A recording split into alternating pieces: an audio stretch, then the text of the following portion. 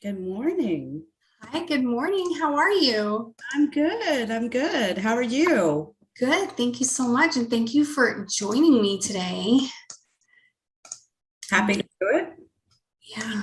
So we've kind of been having these conversations because I think it's really beneficial for everyone who's either just getting started or who wants to get started to kind of get, some feeling about the journeys that other people have had. It's always good to kind of get a different perspective and, just kind of get a feel for the different things that people are going through out there. Absolutely. Can you tell me, I guess, a little bit just generally about your background, first of all? Well, I started out in a legal services business first, and my dad actually was an auctioneer for the bankruptcy court. So that was how I started in paralegal school. Is he wanted me to go because I was helping him with his filings for the bankruptcy court, so he could get paid, and just understanding that system together. And then I also had gone through a divorce, so I had a little bit of all of that issue, and so I really started there and got my paralegal degree in real estate and bankruptcy originally. Then went back when I left the family business for a little while, went back and got my litigation degree, and ended up working for a really cool general practitioner who taught me so much. And he did a lot of family law, but he also did like personal injury. We did this really cool defamation case, and it was just a lot of fun. So I really loved it. But I also really liked family law. So that was kind of where I started in the legal world. And I really love it. I love the law. I should have gone to law school, but I haven't much. My husband tells me all the time, he goes, you can go anytime you want to go. And I'm like, I'm not sure. But now there's this online law school. So now I'm kind of like, maybe. I know my husband is the same. He really wants me to get like a doctorate, and I'm like, I feel like I'm done. I mean, I might change my mind later, but I personally have no interest in being an attorney. Although I know now they have executive JD degrees that are Right. for people who kind of want to go to law school just to go to law school, but don't want to be practicing attorneys. I don't know why you'd want to do that, but I have known some people that did do that. They went to law school, graduated, and they went, yeah, I don't want to practice. I'm like, That I seems like a gotta lot to practice. go through. Yeah. Yeah. So, so that's kind of where I ended up. And, I've worked for some really interesting folks. And, I've had a great career. I've been, total about 30 years, but a paralegal really for about 25. Okay. So Um, when you were working as a paralegal, before you, like, I see that like from 2006 to 2011, you were at one firm. I have your LinkedIn over here. Were you kind of always doing something on the side, or were you at any point like just a paralegal working as a paralegal in kind of a 9 to 5 type of job? so when my dad's business got dropped in my lap, I did do that on the side. I ran that, kept it going. And I did that, and I was working till like 2 in the morning. Became a single mom all at the same time. And I literally, it wears you out. And I slept about 5 hours every night, just keeping that going. And I was like, how can I, marry these two things together so I don't have to come into this office anymore? And I got really lucky because one of the attorneys that I worked for, that I worked very well with, was leaving the firm to go off on her own. And, you know, it gave me an opportunity to leave to do what I loved, but still also run this other business over here. And so I took that jump. And it was, so that was that firm that you just said, that was my dream job. And it really was a nightmare. It really was. I worked so hard to get there, and it was not what I expected at all. But I loved what I did. I met really great people. I learned a lot. I'm one of these people that I'm always learning. I love to learn. So I learned a lot about, I did by that time I was specializing in family law. And I worked for some really interesting people, and got to work on a lot of interesting cases. Yeah. And family law seems to really lend itself to freelance. I mean, I see that a lot of successful freelance paralegals are working in family law. It kind of seems to be just one of those areas where, I don't know, there seems to kind of be a lot of business available for freelancers. Well, you have a lot of small firms, or you have a lot of solo practitioners that are kind of trying to dabble in family law. One of my attorneys is a criminal lawyer, and unfortunately, family law, there's a lot of criminal that goes on with family law, unfortunately. And so that's how I ended up with him. Is he was like, I just need somebody to manage all this. I can go to court all day long. And he's actually he's the one that takes me with him to court now all the time. Yeah. So, family law is really my love. And that's really most of what I do now. It's probably 95% of what I do. I'll do some planning. I'll do some estate stuff every now and then, but only if one of my attorneys asks me. It's not something after closing of 3 estates, not something I want to ever do again. That's definitely understandable. I've always done like litigation defense, always, in the areas of kind of premises liability, medical products liability, personal injury, like that general area. I've never done any like trust and estates or probate or family or criminal or bankruptcy. So yeah. I kind of feel like those are just areas that I would stay completely away from. I know. And it's really funny because the first job I had after I left my family business was in a PI firm, and they did PI and med mal. And but I started out in the accounting office.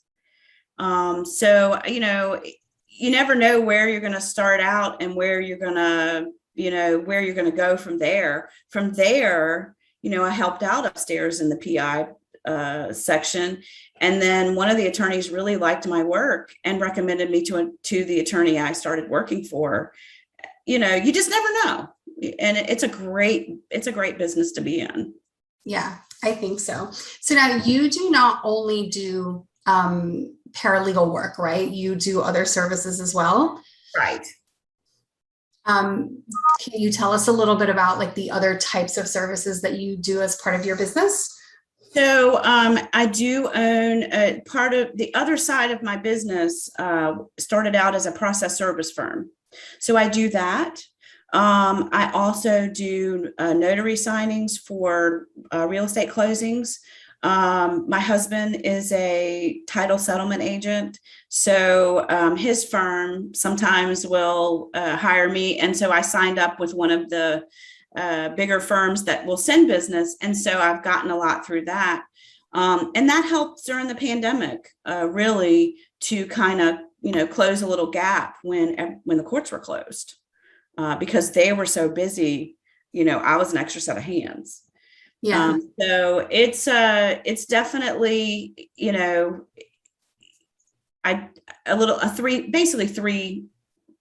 three pot business. I've got my 3 pots of income. Yeah. And I mean, that's really a great way to have it, because you can kind of count on all of them. When one may be slow, you have right. The other 2 to rely on. Right. I still sometimes work till 2 a.m. I know the feeling.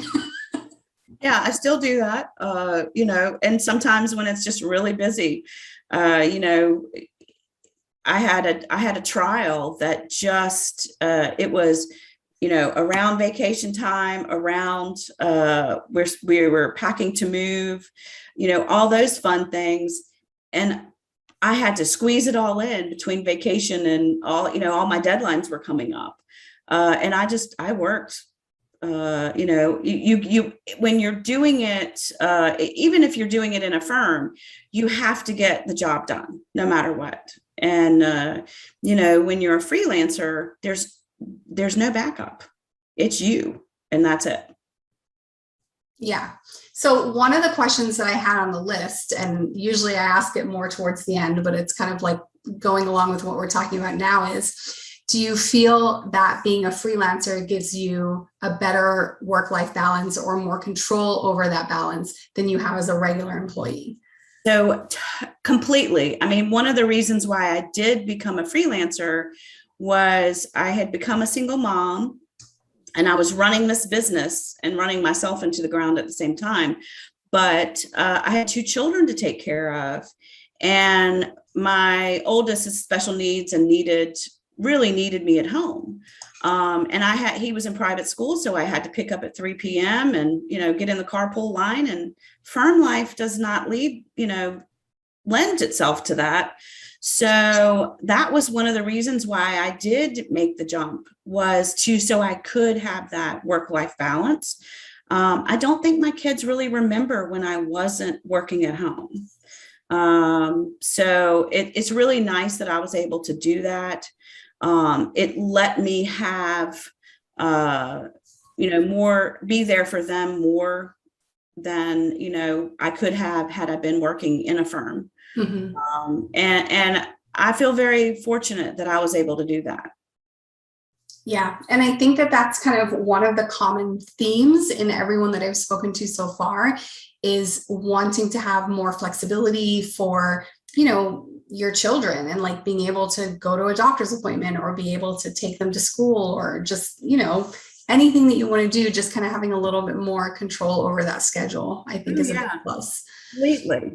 Completely. I mean, I don't think I could have done like all the things that I've done, in the last year with this new build. I couldn't have done all those things if I was working in a firm. It would have, been nights and weekends. And, it worked out very well. Yeah. And I think it's funny because I know, like, for me, I work longer hours, but at least I'm working for myself, which is the big benefit. And, sometimes like you, I'm working well into the morning, or I'm working on the weekends, but at least it's for my business, and it's kind of a little bit different than, when you're working for someone else's business, especially for those paralegals who are not in a position where they're getting paid overtime and they're investing like all this time and energy. Like, no, you got to at least get paid for your hours. If you're going to invest this kind of time and energy, invest it in your own business. Right. And I mean, it really is. I mean, you could really make a fabulous income, because what your productivity is your income. And, as long as you stay productive, you're going to make a nice living. And, it's based upon how much you put into it. You get out of it what you put into it, truly. Exactly. So I think for you, it's probably a little bit different than for a lot of people who are just used to kind of working their regular job and are not kind of doing a variety of different things. I've always kind of been similar to you in that I've almost always been kind of doing something else as well. There's really been very little time in my adult life where I just had one job, and I didn't either have a second job part-time or was working my own business. But do you have any insight for people who maybe are only used to having one job and are interested in getting into freelance, as far as, is it something that they should start doing on the side and then kind of slowly get into? Or is it something that they should literally quit their job and then just start freelancing? Oh, don't quit your job and start freelancing. It is a sink or swim type of business. I mean, I think my first year, I still don't know how I fed my kids and kept a roof over our head, because it was hard the first year. It is not for sissies. But at the same time, like I said earlier, it's what you put into it. And I was just very lucky that I had that one client I started out with. And even though she and I have parted ways, she was very good about telling other people about me. And I had, I've had lots of word of mouth. I think one of your questions was, do I advertise? No, I don't. I have so many clients. One of my best clients I got because somebody else said, hey, you need her, and that's a huge, compliment, but that's how I've gotten all of my business, all word of mouth. And that's definitely the best way. Do you think that that is kind of part of having been working in the legal field for quite a while? You obviously have pretty substantial experience. And so over the years, you've, met a lot of people and worked with a lot of people. So do you think that that's really a benefit versus somebody who is literally brand new to the field and just wants to start freelancing like right out of the gate? Yeah, I do. I definitely think my experience, my connections in the legal field, I would not suggest for somebody that's just coming out to freelance right away. There's so much to learn and so much to do. And I think over time, those connections that I've made with other paralegals, with other attorneys, have truly paid off for me. And it, like I said earlier, you never stop learning. I mean, I still learn new things every day. Yeah, I agree. I mean, I think it can be difficult even for paralegals who are working just their regular day jobs, transitioning maybe into a new law firm or something like that. It's kind of, there's always something new to learn, and it may just be a different way to do the same thing, or, right, different routines. But this is kind of one of those fields where you're just constantly learning things. Right. I mean, I will tell you, I have one attorney that she does things completely different from everybody else. I have to completely change how I do things for her. It is, it's, you're always going to be learning. You're always going to be, checking a new skill. I mean, I've learned so much just being in the group, from just tips and tricks from other people. So, I mean, it's all good. I mean, I think I learned something about Adobe from you, and I was like, oh, this is so much easier now. Good. I'm glad to hear that. Yeah. I mean, like I said, I mean, and I have a great connection of paralegals, great group of paralegals here. And, we always are sharing ideas, or have you seen this, or can you, help me with this, so that's really good. Yeah. I mean, I think it's one of the great things about the Facebook groups in general is that if you don't have that strong support system, like especially for people who are working remotely or who are freelancing, but even for paralegals who are just working in smaller firms where they may not have any other paralegals to turn to, you don't always want to be asking the attorney everything, or sometimes it's just more helpful to get, perspective from a paralegal. Yep. But that was one of the reasons that I started the Facebook groups in the first place, was for paralegals who are working by themselves to kind of have a network that they didn't have in the office. And I think it's just a really great resource because there's so many paralegals. We have now like 15,500, I think, people in the main group who are just such a broad variety of experience, education, areas of law, types of firms. And so there's pretty much a little bit of everything, like somebody who knows everything all the different topics are really covered. So I think just in general, they're a really great resource for learning and just picking up like new tips and tricks in general. Yes, I mean, there's so many things. I mean, there's so much new technology that's coming down the road too.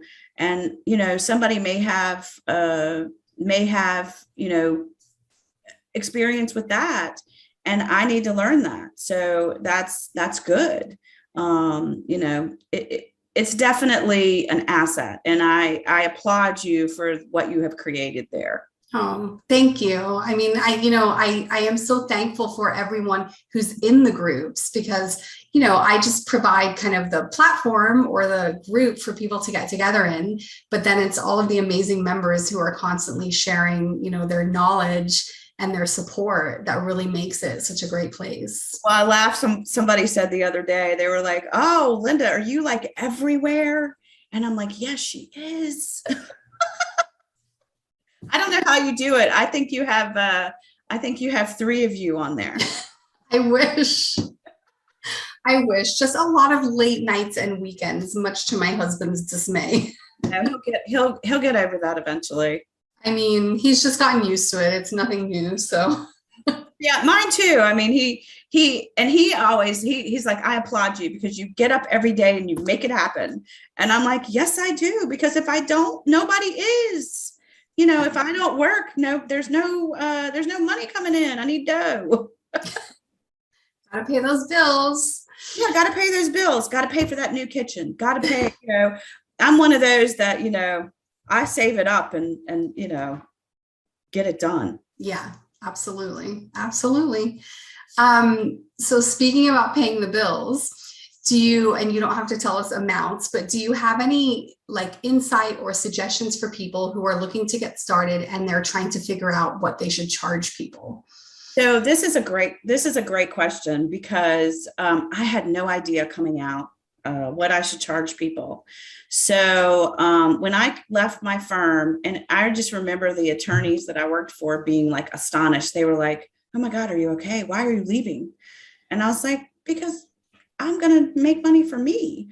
And I kind of thought about when I saw the question on the list, how I did that. And I think what I did is I took my salary, what I made, but I also took the additional costs that an employer has to pay. They have to pay, your Social Security and your Medicare tax. They have to pay, they pay a part of your health insurance. So I really had to, at that time, I had to figure out how I was going to have health insurance, how I was going to, pay the taxes. A good accountant. You cannot be in business without a good accountant. And I found that, and I figured out, I calculated all those things together. And then I figured out, okay, how much time do I have to devote to paralegal work? And how can I make that much money doing paralegal work on the side? And so I came up with my fee. Then what I did is I offered an introductory rate to new attorneys that hired me on. And they had that introductory rate for, maybe 90 days. And then they went to the rate that I had created for myself. So I worked for some at a lower rate for a little while to get my foot in the door. And then, I, they knew they were going to be going to that other rate. And it was, for some of my attorneys, it was a new concept for them. Mm-hmm. They either had a paralegal or lost their paralegal or never had one and needed one. And so it was a new concept for them. And I'm like, look, it's a win-win for you, because whatever you pay me, you should bill me out more than, just like if I was an employee at your firm, you should bill me out for whatever rate you would charge for a paralegal.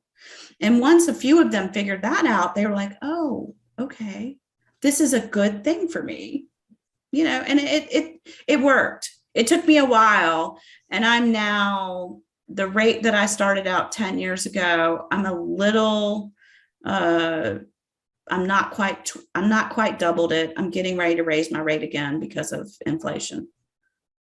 I mean, I don't have any. That's fantastic. No, I agree. You definitely really have to consider all of the different expenses that you're going to have. And I think that's kind of what a lot of people don't really recognize when they're thinking about freelancing. We get a lot of people who come into the main group and they say, I want to work from home. How do I get started? And my first question is always, are you trying to be a regular employee who is just working remotely, but otherwise everything is the same? Or are you trying to be a freelance paralegal, meaning you basically have your own business? And a lot of times they'll just say, either one, I just want to work from home. Yeah. And it's like, no, you really have to consider like all of the different things that come with being a business owner. They're not going to pay your taxes. They're not going to pay you benefits. You're not going to be covered under like workers' comp or unemployment. And you generally are providing all of your own stuff. I mean, I think some of the confusion comes with law firms who are, how do I say this kindly, but maybe accidentally mischaracterizing people as 1099 contract workers when they're really actually employees because they don't want to pay taxes or they want to save money. So there's a lot of confusion that comes in when we have people coming into the group saying, oh, I'm an employee at this firm, but I'm on a 1099. So, I have to pay my taxes. Like, what do I do? And it's like, first, get a better job.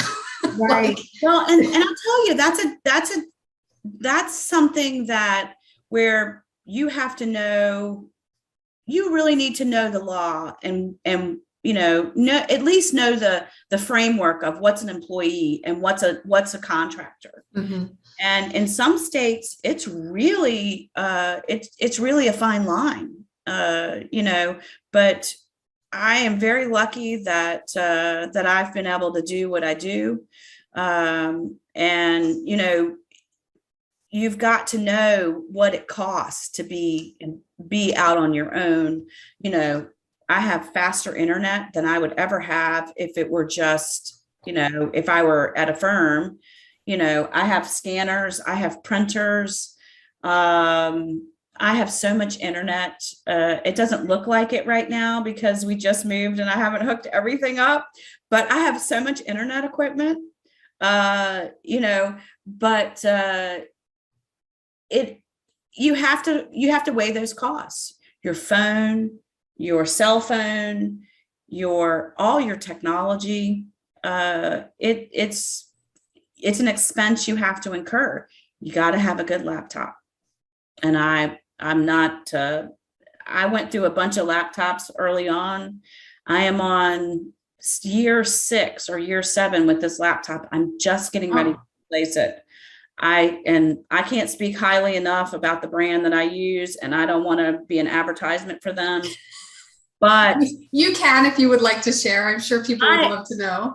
I can't say never. I will not buy another laptop except for Lenovo. I literally year 6, I had several of other brands and none have lasted me like this one. And so if you're going to freelance, buy the best you can buy that you can afford with the best technology. And then, buy your other equipment. But I mean, you can start out small and build from there. But just remember, whatever you're billing out and what you're bringing in, that's your bread and butter. If you're going to invest in technology or, equipment that you need. I mean, I have a workhorse of a printer that is I think my dad bought it out of a law firm, 20 years ago. But he used to buy equipment and buy buildings out and sell them. He was an auctioneer too. So he bought this, and it's probably 20 years old, and it is just a workhorse. It's one of those big HP with 3 or 4 different drawers, and I keep fixing it until it dies. Yeah, you really, I think it's easy to kind of underestimate the amount of equipment that you have. I mean, you guys can't see my space right now, but in front of me, I have 4 monitors with 2 different desktop computers. And I also have my trusty Lenovo for one of, so this is actually from one of my clients. And I have a Mac from another client because I have two clients that use proprietary software. So I have so many computers here, it's really ridiculous. The same. And I have my own personal one. I need the screens. That's my next thing. If you see behind me is my husband's work setup. Mm-hmm. He has little screens and I'm like, oh, I want the ones I can hang on the wall in here and do the big stuff. And he's like, how much is that going to cost? I was like, don't worry about it. I'll pay for it. Yeah. Ask. Don't ask, don't tell. But he was like, I want the big stuff because there's so much that I do. People don't realize too, family law touches every aspect of life. Mm-hmm. So I envy sometimes you PI people, you got all the medical records. I never want all those medical records. But you know what I got? I've got quadros and retirement records and bank statements after bank statements after bank statements. Yeah, I'm definitely going to stick with my area. I know. But you definitely, you're like me. I have a bunch of computers too, because I have, I'm treasurer for another organization. But so you kind of figure out what's the better, stuff when you do a little thing, other little things like that. Yeah. Yeah. No, I really like my Lenovo. I also have a Microsoft Surface, which I love. I use that when I travel because pre-COVID, I traveled all the time and it's so fast and so easy. I had an iPad for traveling before that, but I really didn't like the app versions of the different softwares. So I found that I really wasn't using it, but the Surface is really nice because it's a regular computer. As far as, having a desktop and using regular versions of Excel and Word, it all works the same, looks the same. So I use my Surface primarily when I travel. I don't even take a regular laptop anymore unless I need to for some reason. I just take that. But I also have kind of a huge printer. I have a dedicated scanner, which is one of my just favorite things that I ever got for myself. I have one of those Epson like desktop scanners that you can put in like 50 pages at a time. And it's amazing. Yeah, I love it. I have a Fujitsu. And one of the attorneys that I worked for early on turned me on to the Fujitsu scanners. And he was a Mac guy. He really, and I thought about when I replaced my computers to get a Mac and I just couldn't do it. There was too much that was PC related that I did. And I was like, this will drive me crazy. I do not need to learn that kind of new technology right now. But I think that, anybody starting out, a good laptop, a good scanner, a good printer. And I don't know how you do with your freelance work, but or any of the others do. I don't charge for copies. I might put a notebook together, that might include 500 pages, but I don't charge for copies. It is included in my fee, but then I'm going to take that notebook to the attorney's office and I'm going to create their or I'm going to send it to a copy service to create their trial notebooks. So when it comes trial time, that's the only time I use my attorney's office for stuff like that. Mm-hmm. Yeah, that's definitely understandable. I've been really lucky that most of my stuff is paperless. So I'm currently now like my regular like paralegal job, I'm working in-house. So we don't do trials. We basically handle the cases up until mediation. And then if they don't settle like around the time of mediation, we send it to outside counsel. They do all the trial work. So I went from doing primarily trial work in my last firm where I was just doing trials back to back, like constantly, to doing no trial work. So it's been a very refreshing change. But what I do deal with a lot is medical records. So I may get like 2,000 pages of medical records where they say, we want to put this in date order and take out the duplicates. And, so when I was working in the office, I would literally print the 2,000 pages and sort them like manually. I find it to be a lot easier. Might not be the best for the environment, but sometimes we got to do what we got to do.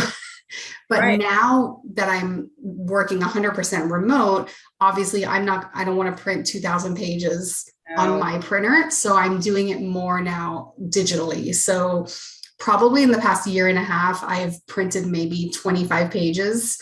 And that was mostly just for things that I was notarizing.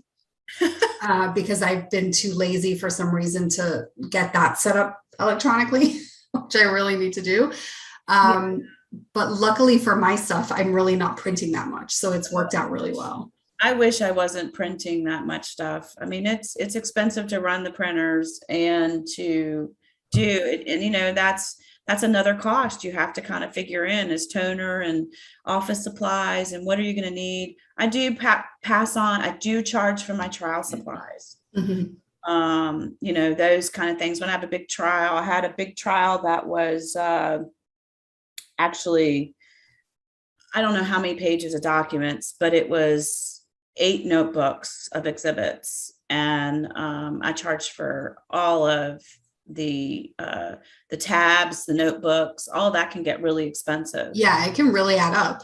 Oh, yeah. So let me see, what other questions did I have for you? I think we've pretty much covered everything. So let me just ask you about contracts. Do you have contracts with your clients? nope. I bill them, and I said this to somebody in the group the other day. I bill them. My bill is due upon receipt. If they don't pay right away, then I send them a reminder.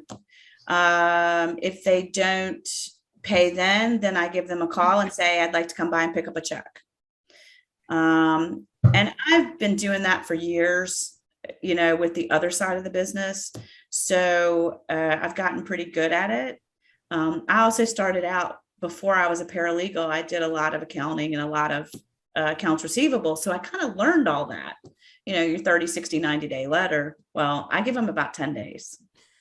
And most of my attorneys literally, like I sent something Monday afternoon or Tuesday, maybe Monday or Tuesday, this week. I know the lady that does all the accounting is in the office on Mondays, but I was later in the day getting it done. And I was actually surprised. I had a check the next day, waiting for me, and they call me, I go get them. I come out of the country and go downtown. But I don't have a contract. I had one with one of the early attorneys I worked for, and he drew it up. It was very one-sided. I still have that contract. I just haven't needed one with anybody. I probably should have one. I'm the same as you. And it's kind of one of those things like do as I say, not as I do. I really only do freelance work with people that I know and that I trust. And, so for me, I really don't have contracts with my freelance clients very often. I tend to have contracts with clients that I do other types of work for, such as, social media work. I do a lot of, but for my paralegal work, I generally don't. But usually in the group, I always tell people that you should. You should. It really protects both of you, the attorney as well as you, because it really solidifies that 1099 issue. And my account, I drive my accountant crazy because she doesn't like that I don't have one. And I'm like, well, I don't have one. So what? But I've only had to sue one client. And honestly, it was my original client. But there were some extenuating circumstances with her. That was where I learned about alcoholism and alcohol abuse. And I have more of an education in that than I ever wanted. Yeah. So unfortunate that is such a prevalent problem in this field. Yeah. I have one of my daughter's friends is in law school right now. And I cautioned him. I said, self-care is very important. Do not use alcohol to self-medicate. I told him, I said, he's a first year law student, and he calls me, he says, Miss Sheri, it's just kicking my ass. It's a lot of work. It is a lot of work. I mean, but being in the law really is a lot of work. And I think law school prepares them for that, really. It prepares them. It starts their, it starts culminating that work ethic. If you don't have that work ethic as a lawyer, it's very hard to make money. Yeah, that's very true. That is very true. Illegal. You think about it. You and I both work a lot the same, and you have to have a work ethic to freelance and to work on your own.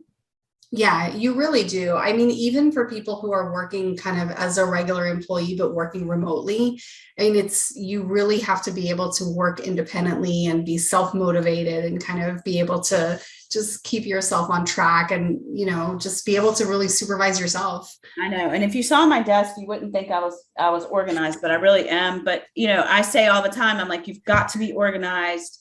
And,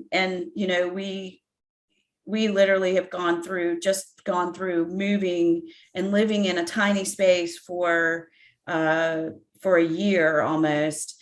And I didn't have all the things for, all my cases. And so I literally kept things in file buckets, because I had no other way. I didn't even have my desk. I'm just putting my office back together. I had to buy a temporary desk because it wouldn't make it upstairs in this house. Oh. So I was like a fish out of water. And I cried one day, and I told my husband, I said, we can't do this. I need a desk. I can't do this work without a desk. But I literally have learned, I have file buckets, and I still have my little file buckets out, but you've got to be organized. You've got to be motivated. And, sometimes you have to kick yourself in the hiney and get it done. Mm-hmm. I agree. Well, I think that was all the questions that I had for you. And this has been like such a great conversation.